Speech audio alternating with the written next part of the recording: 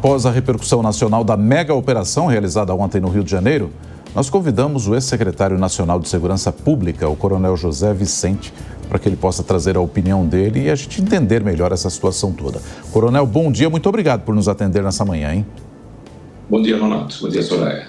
Comentava há pouco, coronel, com os nossos analistas aqui, que a gente teve aquele momento de UPP no Rio de Janeiro, que parecia que o Estado estaria mais presente em alguns territórios e que aquilo poderia ser uma alternativa para a gente minimizar os efeitos do crime organizado. Ontem tivemos mais essa ação espetacular, no sentido de aparecer na mídia, de ter muito reflexo, né, e muita repercussão. A impressão que dá, coronel, para quem é leigo, é que a gente segue enxugando gelo, porque não dá para imaginar que esse é o fim de uma facção ou que esse é o fim do crime organizado como ele está hoje. Não? Qual é a avaliação que o senhor faz? Você tem razão, Nonato. O problema do crime organizado não é tanto o uso da força. Já se comentou a exaustão, a necessidade do uso da inteligência.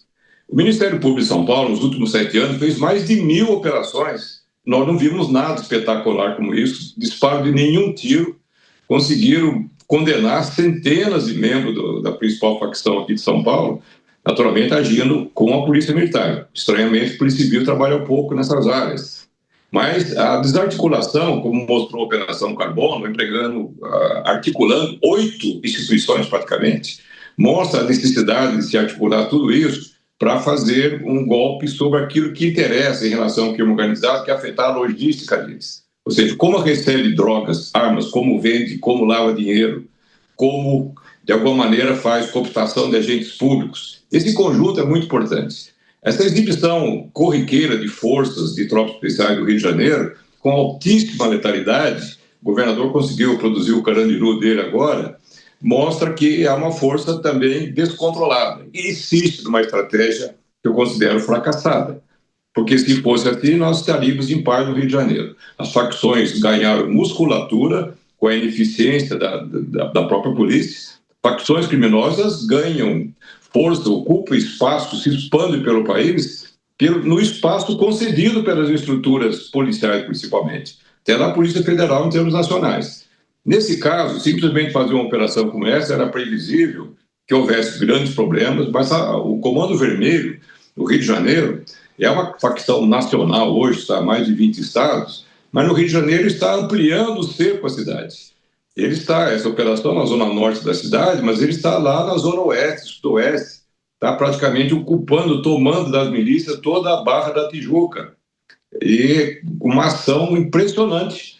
E não conseguiram fazer frente a essa estrutura criminosa.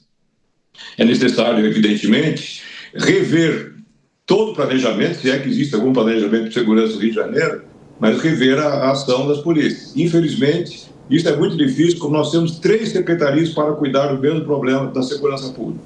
Tem uma secretaria da Polícia Militar, o comandante da secretária, outra da Polícia Civil, e um secretário da Segurança que ninguém sabe exatamente o que faz. Então, falta, inclusive, uma coordenação desses já vulneráveis recursos da sociedade. Coronel, muito bom dia para o senhor também. Como investir em operações mais seguras? E como o senhor imagina, né? O que exatamente o senhor imagina que possa acontecer nas próximas horas? O grande problema que o governo do Estado tem hoje é que a facção mostrou a sua envergadura com as ameaças que fez na cidade, até na Barra da Tijuca. Conseguiram bloquear mais de 20 vias da cidade, levou pânico uma cidade grande como o Rio de Janeiro. Isso mostra um poder de intimidação muito grande e agora é necessário restaurar realmente o esforço. Inclusive, a partir de hoje, nessa quarta-feira, o que está acontecendo lá? Quais são os rescaldos a serem feitos? Como evitar que essa crise se amplie? Porque ela não encerrou exatamente ontem à noite com o encerramento da operação. Ela continua. Essa continuidade é um desafio do planejamento da segurança do Rio de Janeiro, inclusive da prefeitura, que não foi chamada a participar até para, de alguma maneira, minimizar os efeitos que poderiam acontecer como aconteceu. Daqui para frente é necessário, com a urgência, o governo federal estará presente hoje, ao que consta, mas não é a visita de ministro, é necessário uma visita mais técnica também, porque é preciso verificar onde estão as falhas de emprego policial, de inteligência policial, inclusive com auxílio aí da Polícia Federal, para, a partir daí, reestruturar todo um planejamento de ação. Claro que para cuidar da questão de ocupação de espaços, o Comando Vermelho, segundo a própria Polícia Civil, domina mais de 700 territórios no Rio de Janeiro, no estado do Rio de Janeiro. As milícias nos 300 territórios. Como voltar a ocupar isso, sem causar traumas como nós tivemos no dia de ontem? Isso depende de um planejamento refinado, feito não só com as polícias do estado, com a prefeitura, com a ajuda do governo federal e também até a própria academia. Tem muita gente estudando as questões de segurança do estado que precisa ser chamado para fazer um plano, claro, um plano de 5 a 10 anos. Não é um plano para o ano que vem, que as decisões estarão contaminadas pelo programa eleitoral de todo mundo. Pois é, e só para corroborar e ilustrar isso que o senhor está dizendo aí em relação às facções, a gente teve no fim de semana uma eleição em Santa Quitéria, no Ceará, porque o pleito do ano passado tinha sido, de algum modo, fraudado, se não fraudado, mas pelo menos tido uma participação do Comando Vermelho lá no Ceará. Ou seja, a gente tem as ramificações por vários estados. Volta e meia a gente tem informação de que há integrantes desse Comando Vermelho morando no Ceará ou de facções cearenses morando no Rio de Janeiro e de outros estados também. Fala-se em mais de 80 facções. A gente tem uma proposta de projeto antifacção e fora essa questão da coordenação nacional. Isso pode dar resultado, coronel, à medida em que a gente tem um proliferar dessas facções, umas com mais e outras com menos poderio? Olha, esses instrumentos legais, eles parecem uma saída política interessante. Eles podem ser até interessantes num segundo momento em que os membros de facções são presos e aí esses instrumentos podem agravar a situação deles como presos, para servir de exemplo, para de alguma maneira imobilizar essas pessoas presas por mais tempo. Mas não é isso que vai melhorar as condições de enfrentamento das estruturas imediatas que nós temos, que são as polícias.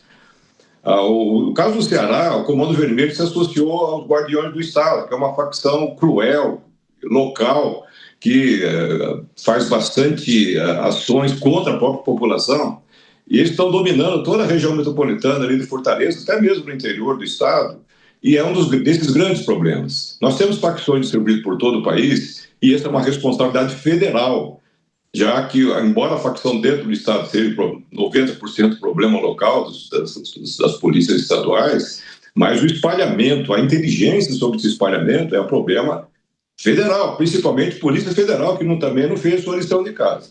A partir de agora é necessário não só uma coordenação do que fazer, porque fazer a lei não é tão difícil. Mesmo a PEC da segurança, do proposta do ministro Lewandowski, se tivesse sido aprovada há um ano atrás, não modificaria nada a situação que aconteceu hoje no Rio de Janeiro ou que está acontecendo em vários pontos do país.